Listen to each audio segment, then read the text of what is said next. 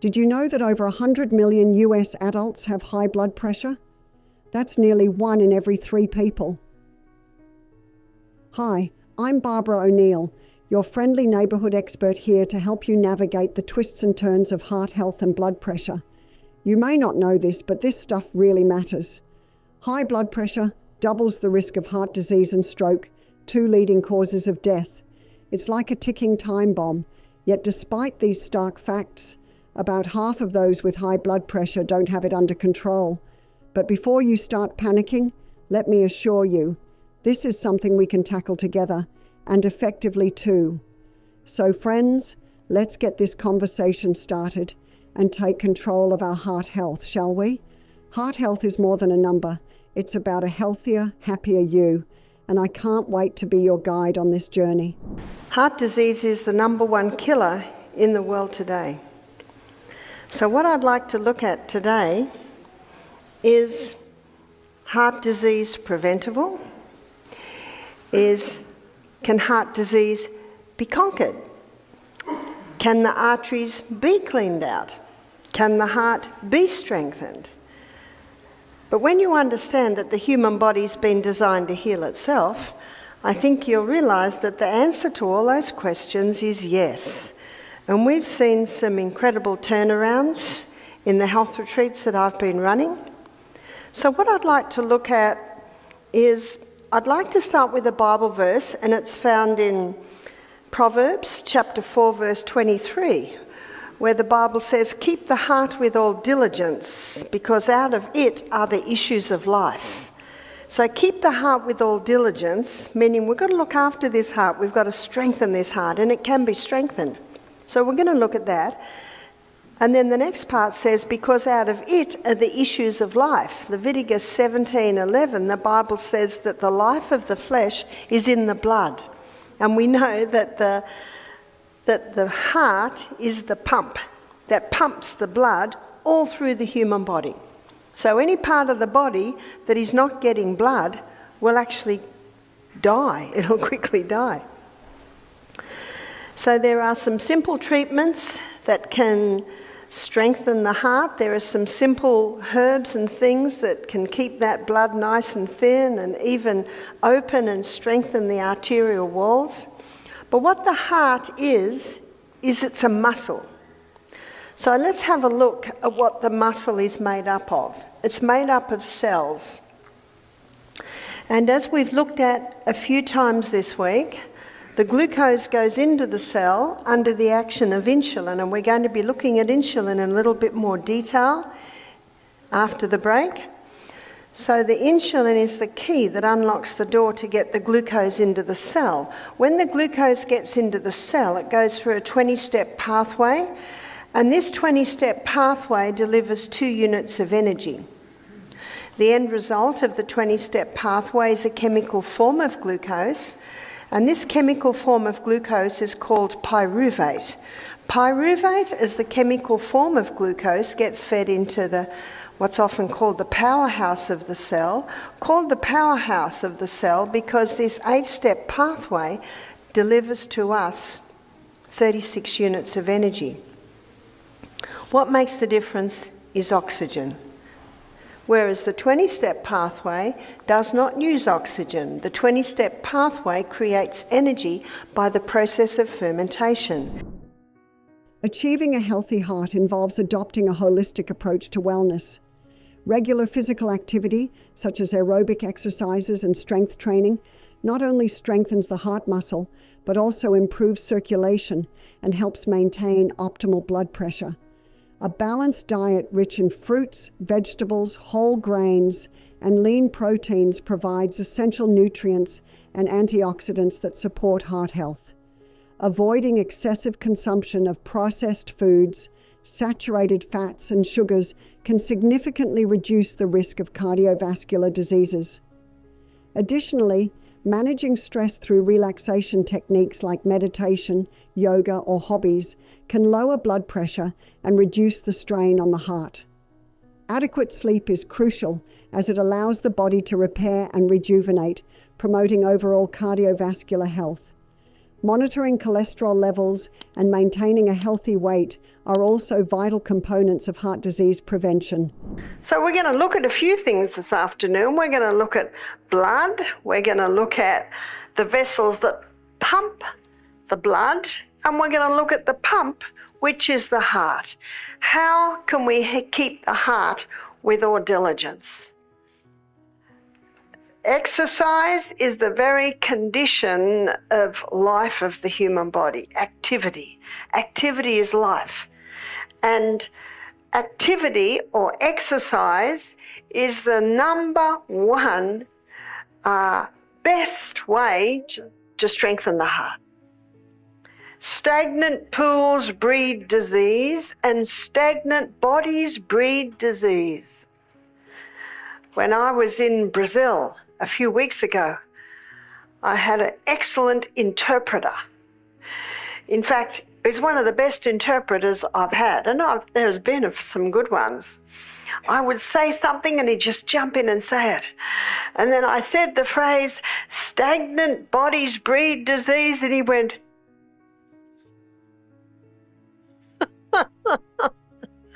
I don't know, Brazil didn't seem to have a word for stagnant. So whenever I have a body that is not moving, let me give you an illustration. My son Peter, he's 38 now, but about 10 years ago, he was training for a triathlon. He was running up and down the hills behind Brisbane. Great way to train. Up the hills, high intensity, down the hill, a little bit of slack. And he's a tiler. And at that point, he was retiling an old bathroom that had been done in about the 50s. You know, those big, chunky ceramic vanity units, and it had a big chip in it. And he was getting it out. It slipped out of his hand, and that bit that was cut hit the corner of his ankle. And I think if he hadn't had a bone there, it might have just taken his foot off. And the blood hit the roof. And he yelled out to my other son, my elder son, who's about 8 years older, James, and he said, James! And apparently James said, I'm on the phone, mate. I tell you that to show you there was a little delay. And Peter apparently said, help now. So James rushed in, and by the time James rushed in, the whole of the ceiling and the walls had this beautiful spray of blood all over it. So of course they pinched it, bound it, and took it to the hospital. Why did Peter's blood hit the roof? Well, the nurse kept feeling his pulse, because it was 50 beats per minute. She couldn't believe that it was 50 beats per minute. Why was it 50 beats per minute? Because he's running up and down hills. And the stronger the heart gets, the less it beats. Because it is so strong, it's like this. It's gush, rest, gush, rest. So it's having a great rest. But he's so strong, it doesn't have to beat that much, because every beat is so strong. It delivers quite a nice amount of blood. Now, if Peter's heart rate, resting heart rate, had been 80 beats per minute, the blood wouldn't have hit the roof. The blood would have gone, woof, woof. But that heart would have been going ba-boom, gush, ba-boom, gush, ba-boom, gush. How much rest? Ba-boom, gush, rest, ba-boom, gush, rest. How much rest is Peter's heart getting? Ba-boom, gush, rest. Can you see how much more rest his heart is getting? Just by exercise. And this has nothing to do with genetics. It's actually how much we use our body. So the more you exercise, the more you challenge your heart, and the stronger that your heart gets. And there's one form of exercise, we already looked at this earlier, that gets the heart beating at such a rate more effectively than any other type. And it's the high intensity interval training, which is the exercise that Peter was doing, which you will automatically do up and down hills. And it's those periods of high intensity that put a challenge on the heart, not a challenge to weaken it, but a challenge to strengthen it. Regular physical activity offers numerous benefits beyond just heart health. It improves overall circulation, increases energy levels, and helps maintain a healthy weight. Exercise also boosts mental health by reducing stress, anxiety, and depression, while improving mood and sleep quality. Engaging in a variety of physical activities can keep exercise interesting and enjoyable, reducing the likelihood of burnout. To maintain a healthy heart, it's essential to combine aerobic exercises like running or cycling with strength training and flexibility exercises. Aerobic exercises enhance cardiovascular endurance, while strength training builds muscle mass and supports metabolic health. Flexibility exercises such as yoga or stretching improve range of motion and prevent injuries. It's also crucial to incorporate physical activity into daily routines. Simple actions like taking the stairs instead of the elevator, walking or cycling to work, and engaging in recreational sports can make a significant difference. Remember, consistency is key. Regular moderate exercise is more beneficial than occasional intense workouts. Number 2 is sunshine.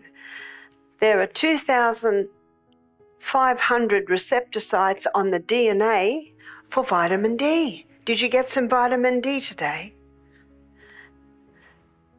The sunshine is important. Yes, you can overdo it and you can underdo it. You're the doctor there. Your body will tell you. If you get burnt, that's a clear sign. What have you done? You've overdone it. Take your watch. Because if you wait till you feel like it, if you feel burned, you've already been burning for 10 minutes. You got to go carefully. If you're not used to sun, go carefully. Moderation is key when it comes to sun exposure. It's essential to balance getting enough sunlight to synthesize adequate vitamin D while avoiding overexposure that can lead to sunburn and increase the risk of skin cancer. Early morning or late afternoon sun is generally less intense, making these times ideal for getting sunlight without as much risk of burning. Wearing protective clothing and using sunscreen can also help manage your sun exposure safely. Remember, vitamin D is crucial for many bodily functions, including bone health and immune system support. However, your body's response to sunlight can vary based on skin type, geographic location, and the time of year. It's a good idea to educate yourself about how much sun is appropriate for you personally. Consulting with a healthcare professional can provide guidance tailored to your specific needs. Taking these precautions ensures you get the benefits of sunlight without the drawbacks. Number 3, there are some things that must stop if you want to keep your heart withal diligent. So what stops if we want to keep the heart withal diligent? Caffeine. Caffeine causes a crisis response. And whenever there's a crisis in your body naturally raises blood pressure in preparation because you're about to do the run or the climb or the fight of your life, as usually happens in a crisis. But actually the person's just sitting in the coffee shop or in the kitchen, and there is actually no crisis, even though a crisis was created. But meantime, the blood pressure has gone up. So now the body reacts and adapts to that rise to try and bring out the balance. And that's why when you come to the retreat and stop the coffee, the headaches come. Additionally, caffeine stimulates the central nervous system, which can lead to increased heart rate and a heightened state of alertness. Over time, this constant state of arousal can lead to chronic stress on the cardiovascular system, increasing the risk of heart disease and hypertension. Moreover, caffeine can disrupt sleep patterns, leading to inadequate rest and recovery for your heart and body. Lack of proper sleep is another significant factor that can contribute to cardiovascular issues. Another important aspect to consider is that caffeine is a diuretic, which means it can lead to dehydration. Dehydration affects the balance of electrolytes in your body, essential for maintaining normal heart function. When you are dehydrated, your heart has to work harder to pump blood, putting additional strain on it. What I'd like to look at now is cayenne pepper. Cayenne pepper is a remarkable herb. Cayenne pepper is a blood mover. And Leviticus 17:11 in the Bible, it says the life of the flesh is in the blood. And basically that's what hot and colds are doing. They're moving the blood. And cayenne pepper will bring blood to an area.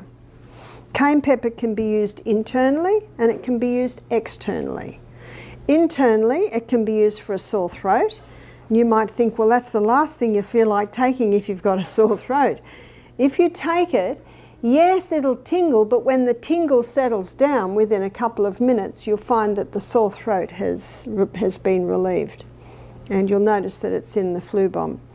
You can also take it for low hydrochloric acid. If someone's has a lot of bloating, that can be low hydrochloric acid. See, this will wake anything up. Internally, out of the gut and into the blood, it thins the blood. What it will also do is it'll open the capillaries and it will strengthen the arterial walls. So it's a great additive to people who've had a stroke or who've had a heart attack. They're often put on blood thinners, no need for blood thinners. You can take the cayenne pepper. How much? You might start with 1/4 teaspoon in a little water 3 times a day. Personally, I think it's the easiest way to take it. 1/4 teaspoon into 1/3 cup of water and just throw it down. Might tingle a little, but then it settles quickly. Some people love it and put it on their food. 3 times a day. 3 times a day. Build up to 1/2 teaspoon 3 times. If someone can't handle that, they could have maybe a capsule 3 times a day. If someone's coming off medication, it's important to have it 3 times a day. Cayenne pepper can be used externally. And where you use cayenne pepper externally, and you might be surprised at what I'm about to say, if someone's had a cut and you sprinkle that into the cut, it'll stop the bleeding. And it can even help to pull the cut together. Obviously there might be some serious cuts that might need stitches. And you might also remember the other day I talked about pine pitch. Pine pitch can be poured into a deeper cut, and as that dries it'll seal it. But cayenne pepper can be used to stop bleeding with a cut. Cayenne pepper can also be used to bring blood to an area. And when a person has had chemotherapy, often they suffer from peripheral neuropathy, which means they lose feeling in their feet. And I am told that this is an incredibly uncomfortable experience. One man said, I can't feel my feet, but when I go to bed at night, it feels like there are 2 rocks hanging on the end of my legs. It is so uncomfortable.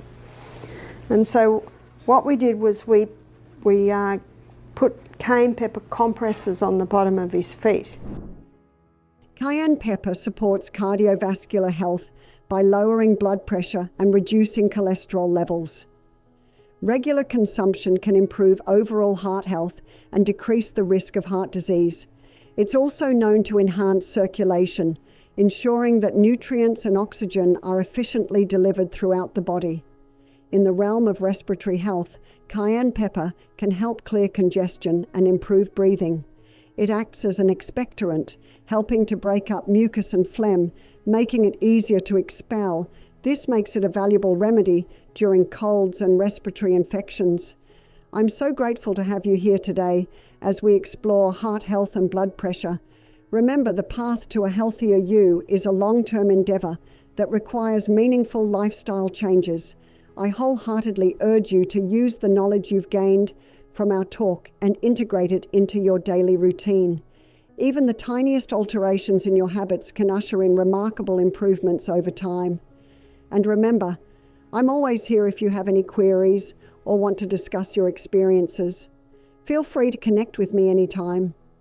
I wish you the very best for your health and well-being, hoping that this journey of yours towards a healthier and more contented self is filled with accomplishments and joy.